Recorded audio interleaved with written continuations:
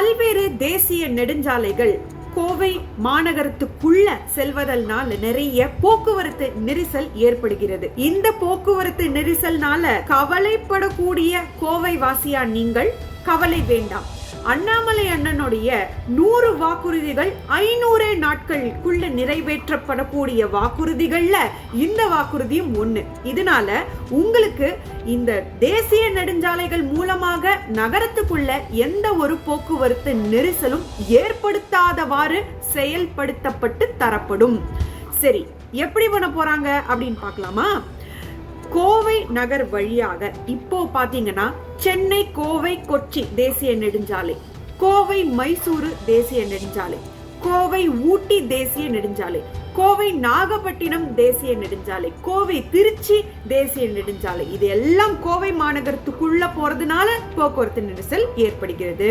சரி, இப்போ அதற்கு தீர்வு காணும் விதமாக கோவை நகரத்தினுடைய வடக்கு, கோவை நகரத்தினுடைய கிழக்கு இதில் இணைக்கும் விதமாக என்னென்ன தேசிய நெடுஞ்சாலைகள் எல்லாத்தையும் இணைக்க முடியுமோ அதற்கு ஒரு இணைக்கும் வெளிவட்ட சாலை திட்டத்தை செயல்படுத்த நடவடிக்கை ஏற்படுத்தப்படும்.